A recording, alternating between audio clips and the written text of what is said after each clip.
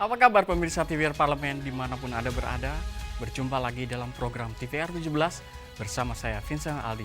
Tepat pukul 17 waktu Indonesia Barat kami hadirkan kepada Anda sejumlah informasi paling baru dan menarik seputar kinerja dan kegiatan DPR RI yang telah disajikan oleh redaksi TVR Parlemen. Dan pemirsa TVR Parlemen, inilah TVR 17 selengkapnya.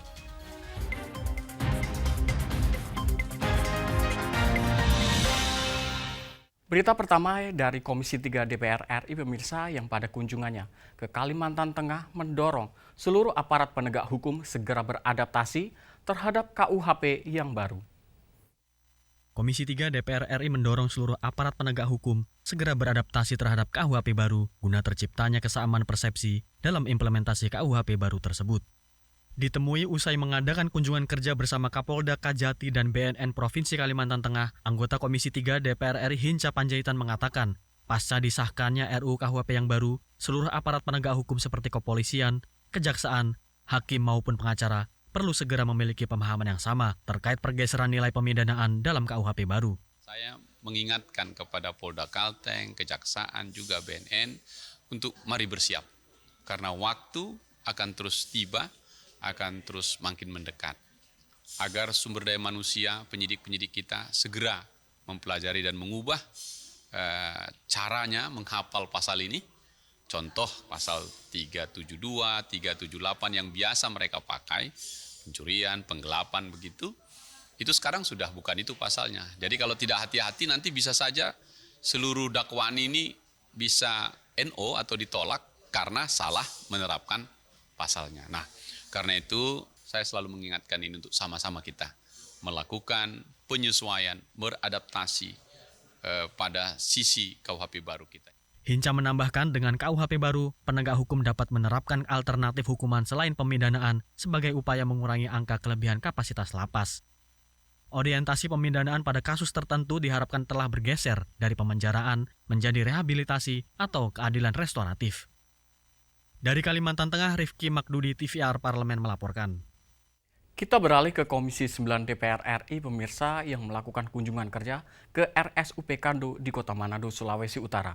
Pada kunjungan ini pemirsa, Komisi 9 memastikan sarana dan prasarana di RSUP Kando sudah sesuai dengan standar pelayanan kesehatan. Komisi 9 DPR RI melakukan tinjauan ke RSUP Kando di Kota Manado, Sulawesi Utara yang dikelola oleh Kementerian Kesehatan. Kunjungan ini bertujuan untuk memastikan sarana dan prasarana di RSUP Kandau sudah sesuai standar pelayanan kesehatan, khususnya terkait penerapan kelas rawat inap standar atau KRIS bagi pasien BPJS. Charles Honoris mengungkapkan, pengecekan fasilitas dan layanan kesehatan ini penting dilakukan sebagai bahan evaluasi. Terlebih, RSUP Kandau merupakan rumah sakit yang berada di bawah naungan langsung Kementerian Kesehatan. Maka tingkat pelayanan serta fasilitasnya harus dapat menjadi contoh bagi rumah sakit lain dalam menjalankan program KRIS BPJS Kesehatan. Bagaimana rumah sakit ini memberikan pelayanan kepada masyarakat, termasuk fasilitas yang ada ya sebagai bahan penilaian. Apakah Kementerian Kesehatan melalui rumah sakit vertikal bisa memberikan pelayanan kepada masyarakat secara efektif. Belum lagi kita akan segera menerapkan KRIS ya, sehingga kami juga butuh mengetahui kesiapan dari rumah sakit milik Kementerian Kesehatan, apakah sudah siap untuk mengimplementasikan kelas rawat inap standar. Dan hari ini kami melihat sendiri kondisinya baik ya, fasilitasnya juga cukup memadai, dan ini akan menjadi bahan masukan, bahan evaluasi kami dalam rapat-rapat bersama Menteri Kesehatan di masa yang akan datang. Sebelumnya BPJS Kesehatan kelas 1, 2, dan 3 telah diganti dengan kelas rawat inap standar atau KRIS melalui Perpres nomor 59 tahun 2024. Di dalamnya tertuang aturan bahwa fasilitas pelayanan kelas rawat inap standar harus terimplementasi di rumah sakit yang bekerja sama dengan BPJS Kesehatan paling lambat 30 Juni 2025. Dari Manado, Sulawesi Utara, Handoko, TVR Parlemen melaporkan. Anggota Komisi 7 DPR RI menyayangkan sikap masyarakat yang lebih memilih menggunakan produk tekstil impor. Hal ini pemirsa berakibat pada merosotnya angka permintaan produk tekstil dalam negeri. Komisi 7 DPR RI mendesak intervensi pemerintah untuk mengeluarkan kebijakan yang lebih berpihak pada sektor usaha tekstil dalam negeri. Anggota Komisi 7 DPR RI Nasril Bahar menyayangkan kecenderungan masyarakat memilih menggunakan produk tekstil impor yang berakibat pada merosotnya angka permintaan produk tekstil dalam negeri. Nasril mendorong pemerintah memberikan perhatian khusus pada industri tekstil dalam negeri agar lebih kompetitif melawan produk impor. Tidak hanya keberpihakan Kemenperin dan Kemendak untuk memperbaiki tata kelola pertekstilan, peran lembaga perbankan juga dibutuhkan untuk menggairahkan kembali industri tekstil tanah air. Keniscayaan terhadap kemajuan teknologi baik dari China maupun di luar China ini sangat maju, ya, yang membuat tingkat efisiensi yang tinggi. Nah, kalau ya efisiensi kita lemah, tentunya kompetitif kita pasti lemah. Justru karena itu ya pemerintah harus hadir. Dan tanda kutip manajemen keuangan negara terhadap kebijakan-kebijakan lembaga perbankan, jangan dong, sudah belasan tahun ya industri tekstil ini dianaktirikan ya di Republik kita ini. Ini yang kami menyedihkan sekali. Sementara industri tekstil ini kita masih punya prospek yang baik kok, ya, dengan besarnya penduduk kita ini jangan menjadi sasaran empuk daripada. Selain mendesak pemerintah memperketat keran impor industri tekstil agar tidak semakin mematikan industri dalam negeri, Nasril juga mendesak revisi Permendak Nomor 8 Tahun 2024 agar lebih berpihak pada industri tekstil nasional dan mempersulit produk impor masuk ke tanah air. Dari Nusa Tenggara Barat, Amita Pradita, TVR Parlemen melaporkan.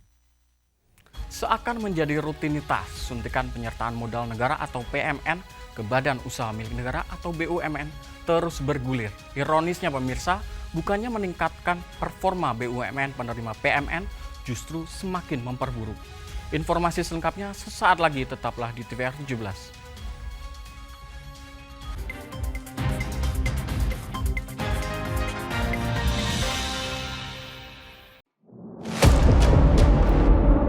Sini ditambang, konflik yang terjadi, warga sini tidak mengizinkan.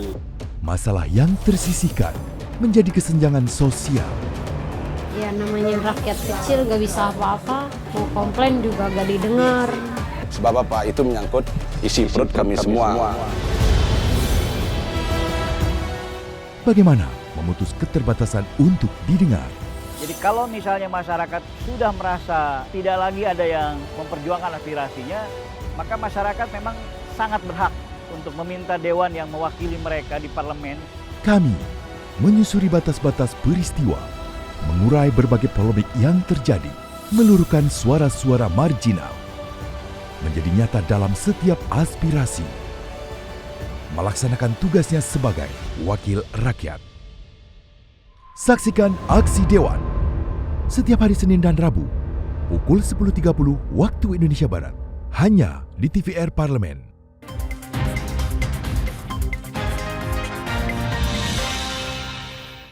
Kembali di TVR 17 pemirsa, DPR RI menegaskan BUMN semestinya memberikan keuntungan kepada negara, alih-alih hanya bergantung pada dana PMN yang bersumber pada APBN.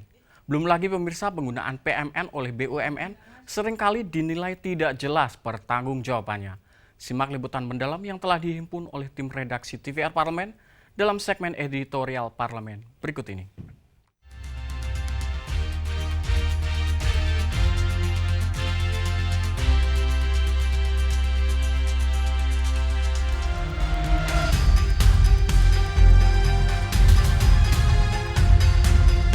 Setiap tahun, suntikan penyertaan modal negara atau PMN ke badan usaha milik negara atau BUMN seakan menjadi rutinitas. Ironisnya, performa BUMN penerima PMN justru semakin memburuk. DPR RI menegaskan BUMN seharusnya mencetak keuntungan bukan bergantung pada dana PMN yang bersumber dari APBN. Penggunaan PMN oleh BUMN seringkali dinilai tidak jelas pertanggungjawabannya. Meski menerima subsidi dan penugasan dari pemerintah, banyak BUMN yang tetap merugi dan bahkan bangkrut. Contoh nyata kegagalan pengelolaan PMN adalah kasus Merpati yang disuntik berulang kali tetapi tetap ambruk. Masalah mendasar dalam tata kelola BUMN dan penggunaan PMN harus diatasi. Harapan agar PMN mendorong pertumbuhan ekonomi dan penyerapan tenaga kerja harus diimbangi dengan pengawasan dan pertanggungjawaban yang ketat. Mestinya BUMN itu harusnya bisa mencetak keuntungan. Swasta saja bisa tanpa proteksi, apalagi BUMN. Ya. ada penugasan, ada subsidi, itu diganti sama pemerintah. Jadi kita ini, Komisi 6 DPR ini, sangat-sangat kecewa sebetulnya dengan pertanggungjawaban PMN. Kenapa? Karena segitu banyak dikucurkan di selama 10 tahun pemerintahan terakhir Presiden Jokowi ini. Kementerian BUMN itu sudah mengucurkan 7 kali lipat lebih besar daripada pemerintahan SBY. Artinya apa? Begitu besar yang dikucurkan, kemudian begitu banyak BUMN yang bangkrut, yang rugi. Selain itu, transparansi dan akuntabilitas dalam penggunaan dana PMN sangat penting karena dana tersebut berasal dari pajak yang dibayar oleh rakyat. Ini pembahasannya juga kan di ujung masa reses. Jadi harusnya kalau PMN nilainya puluhan triliun berasal dari pajak negara, pajak rakyat, harus dibahas benar-benar gitu tentang alokasi dan penggunaannya dan penyerapannya, feedbacknya untuk negara dan rakyat apa gitu. Nah itu yang jadi concern kita dan teman-teman. Penggunaan PMN harus berdasarkan analisis yang menunjukkan manfaat nyata bagi perekonomian dan kesejahteraan rakyat, bukan hanya untuk menyelamatkan perusahaan yang tidak efisien. Keputusan untuk memberikan PMN juga harus didasarkan pada kajian dampak ekonomi yang komprehensif, termasuk pengaruhnya terhadap penyerapan tenaga kerja. Kerja ini kan yang penting juga. Karena selalu ketika kita bicara PMN selalu kita ada kajian dampak tenaga kerja, ada kajian berapa sebetulnya leverage-nya gitu. Kalau kita kasih berapa triliun, leverage-nya berapa, itu yang selalu kita kaji sehingga dampak-dampak ekonomi menjadi alasan utama untuk kita menggerakkan PMN. Pemerintah perlu memperkuat kajian dampak ekonomi sebelum meminta tambahan PMN kepada DPR RI. Penggunaan dana publik harus didasarkan pada analisis yang komprehensif dan berorientasi pada hasil yang konkret. DPR RI sebagai representasi rakyat harus terus menjalankan fungsi pengawasan dengan tegas, memastikan setiap rupiah yang dikucurkan melalui PMN memberikan dampak positif bagi perekonomian nasional dan kesejahteraan rakyat. Reformasi dalam kebijakan pengelolaan PMN dan tata kelola BUMN perlu dilakukan. BUMN harus diorientasikan untuk beroperasi secara efisien dan profesional, tidak bergantung pada suntikan modal terus-menerus. Hanya dengan cara ini, BUMN dapat menjadi instrumen yang efektif untuk pembangunan ekonomi yang berkelanjutan dan inklusif.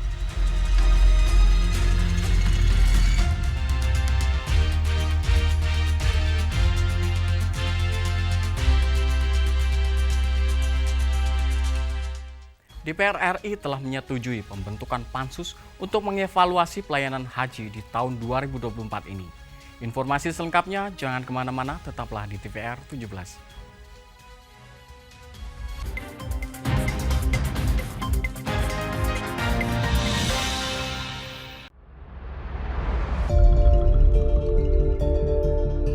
Dewan Perwakilan Rakyat Republik Indonesia akan menjadi tuan rumah penyelenggara Indonesia Pacific Parliamentary Partnership atau IPPP untuk kedua kalinya di Jakarta pada tanggal 25 hingga 26 Juli 2024. Terbentuk karena latar belakang Indonesia dan negara kepulauan Pasifik yang memiliki potensi besar, guna meningkatkan kerjasama terutama dalam pengelolaan sumber daya laut yang meliputi lebih dari 70% wilayah kedaulatan.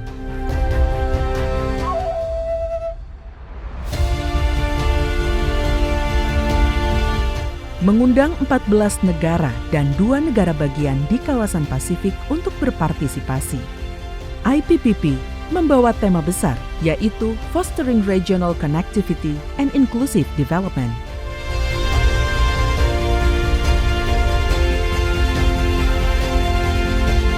IPPP berupaya memperkuat kerjasama antar parlemen, dalam memajukan konektivitas dan pembangunan inklusif di kawasan Pasifik pada sektor maritim, lingkungan, perubahan iklim, bencana alam, sosial budaya, hingga pendidikan.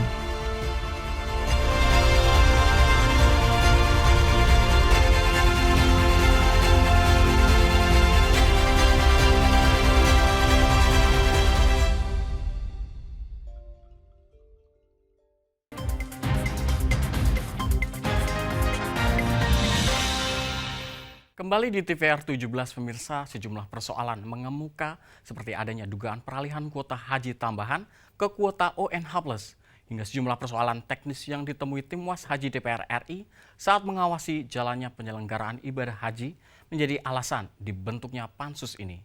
Lantas, seperti apa nantinya fokus yang akan diarahkan dalam pansus haji ini dan apa tujuan yang hendak dicapai, serta untuk selengkapnya informasinya pemirsa, berikut laporan rekan kami, Hendra Sunandar dari Senayan, Jakarta.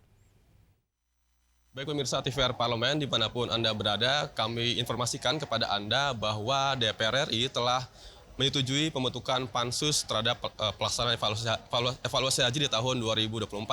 Nah, evaluasi ini berdasarkan adanya sejumlah temuan yang didapatkan oleh tim Was Haji ketika melakukan pengawasan pelaksanaan ibadah haji di tahun ini. Nah, salah satu poin yang mencuat di dalam pelaksanaan pansus haji ini adalah adanya dugaan kecurangan terkait dengan peralihan kuota haji sebesar 20.000 yang dialihkan menjadi kuota ONH+.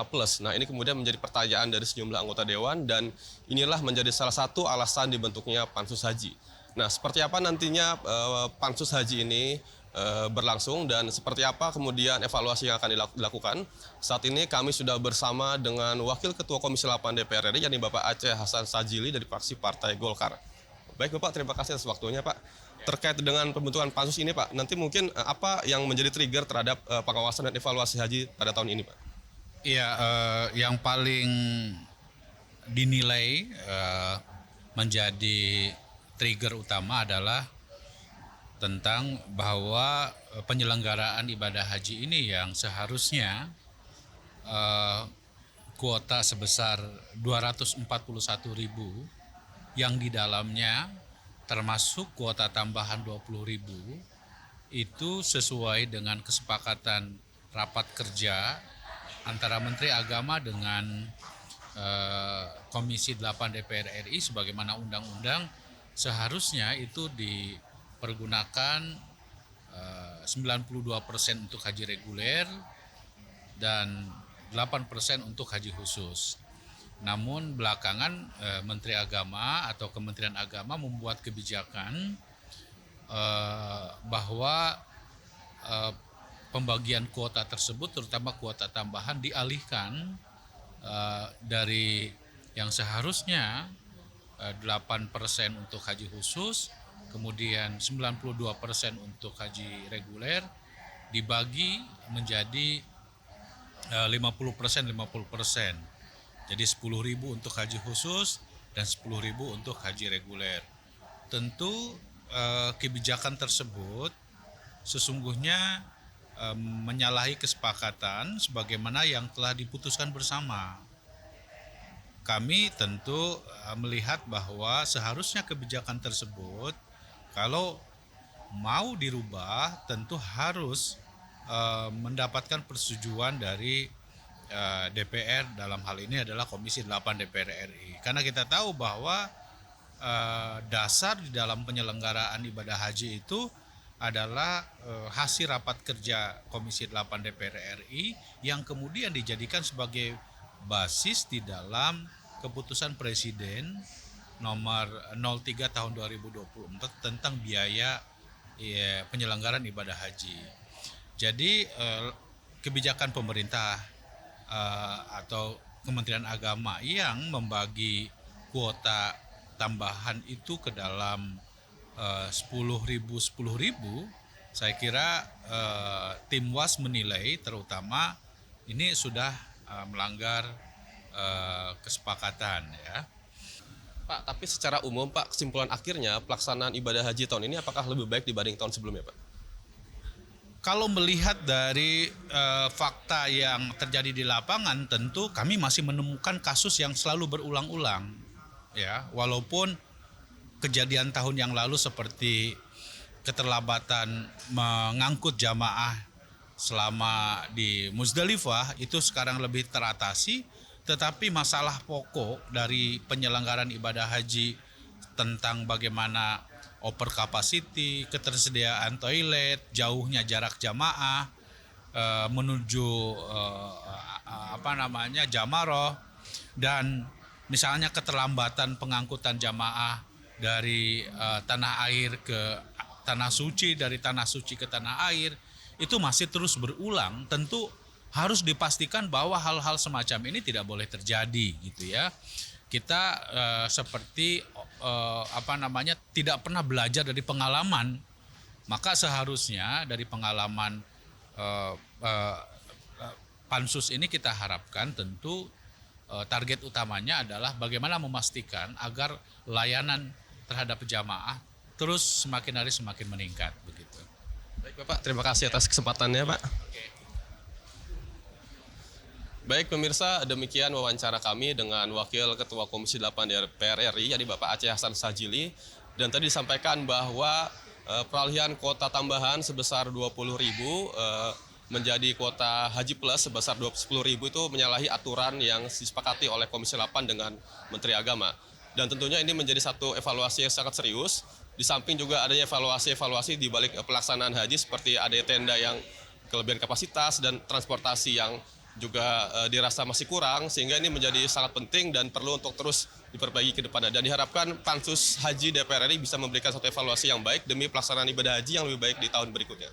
Baik pemirsa, demikian yang dapat kami laporkan langsung dari Gedung DPR RI Senayan Jakarta. Kami kembalikan ke rekan kami di studio.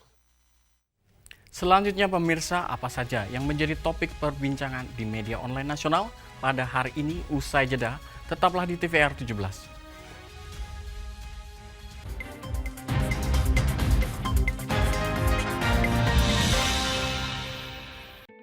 Selamat datang di Biro Pemberitaan Parlemen. Anda memasuki kawasan zona integritas menuju wilayah bebas dari korupsi atau WBK dan wilayah birokrasi bersih dan melayani atau WBBM. Biro Pemberitaan Parlemen berkomitmen penuh untuk mewujudkan wilayah bebas korupsi dan wilayah birokrasi bersih dan melayani. Komitmen kami, pejabat dan jajaran memiliki komitmen tinggi untuk mewujudkan WBK dan WBBM melalui reformasi birokrasi, khususnya dalam hal pencegahan korupsi dan peningkatan kualitas pelayanan publik. Kedua, bebas dari korupsi dengan terwujudnya wilayah bebas korupsi atau WBK, yang artinya bebas dari KKN, gratifikasi dan dari segala bentuk pungutan liar atau pungli. Terakhir, pelayanan prima dengan terwujudnya wilayah birokrasi bersih melayani, yaitu dengan meningkatnya kualitas pelayanan publik dan tercapainya kepuasan masyarakat terhadap pelayanan.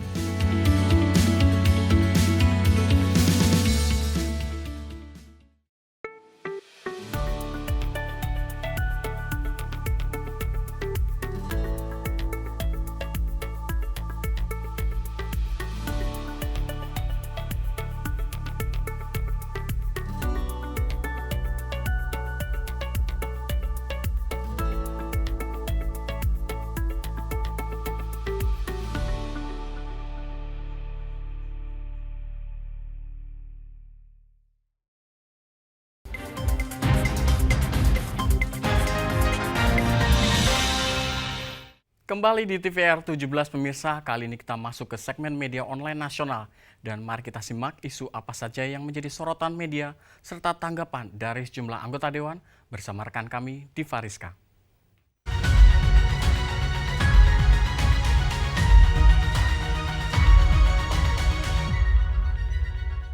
Halo, selamat sore pemirsa. Kembali bersama saya Diva Rizka dalam segmen Media Online Nasional. Mari kita simak isu apa saja yang menjadi headline di Media Online Nasional hari ini. Berita pertama yang menjadi headline di Media Online yaitu pertemuan 5 orang Nahdlatul Ulama dengan Presiden Israel dinilai tidak elok dan menciderai perasaan masyarakat Indonesia. Pemirsa, bisa Anda lihat di layar kaca Anda. Di sini beberapa media online menyebutkan bahwa anggota Komisi 8 DPR RI, yaitu Lukman Hakim, menilai keputusan 5 orang Nahdlatul Ulama yang bertemu dengan Presiden Israel Isaac Herzog merupakan perbuatan yang tidak pantas. Pertemuan tersebut dianggap telah melukai perasaan masyarakat, terlebih pertemuan dilakukan di tengah kondisi militer Israel yang masih terus menggempur Palestina. Sebagai warga Indonesia, para Nahdliyin seharusnya tidak menunjukkan dukungan terhadap Israel, terutama karena posisi Indonesia sendiri jelas membela Palestina dalam konflik di jalur Gaza. Padahal pemirsa, bangsa Indonesia sendiri tengah meningkatkan dukungan kepada perjuangan kemerdekaan Palestina dengan menginisiasi pendekatan dukungan militer bersama negara-negara lain di dunia. Pendekatan militer diperlukan karena serangan Israel kepada Palestina dinilai tak lagi hanya sekedar penjajahan semata, namun jelas lebih dari itu. Baik mirsa, kita beralih ke berita selanjutnya yang juga menjadi headline, yaitu Puan mengingatkan perwira muda TNI Polri menjadi andalan rakyat Indonesia. Mirsa, bisa Anda lihat di layar kaca Anda. Di sini Ketua DPR RI Dr. Honoris Causa Puan Maharani mengingatkan perwira muda TNI Polri yang baru saja dilantik di Istana Merdeka oleh Presiden Joko Widodo merupakan harapan masyarakat dalam menjaga pertahanan dan keamanan negara. Para perwira TNI Polri diharapkan dapat menjadi andalan bagi seluruh rakyat Indonesia agar selalu menjaga kepercayaan masyarakat dalam memberi pelayanan dan juga perlindungan bagi rakyat. Nah, sebagaimana diketahui pemirsa, kondisi dunia saat ini berkembang pesat di tengah zaman revolusi industri 4.0 dan terus munculnya disrupsi teknologi. Para perwira muda didorong untuk dapat cepat beradaptasi sehingga dapat melaksanakan tugasnya dengan baik, salah satunya mengantisipasi terjadinya perang non-konvensional seperti cyber war. Baik mirsa, itu tadi headline di media online nasional hari ini yang membahas terkait dengan pertemuan 5 orang NU dengan Presiden Israel, dinilai tak elok dan cederai perasaan masyarakat Indonesia, dan juga berita mengenai Puan Maharani yang mengingatkan perwira muda TNI Polri jadi andalan rakyat Indonesia. Sekian dari saya Diva Rizka. Kembali ke rekan Vincent.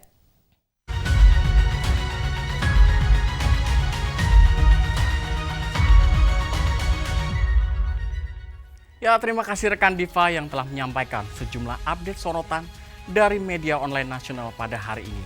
Dan segmen media online tadi sekaligus menutup program TVR 17 edisi sore hari ini. Saya Vincent Aldi beserta seluruh kru TVR Parlemen yang bertugas mengucapkan terima kasih dan pamit diri dari harapan Anda. TVR Parlemen, referensi Indonesia.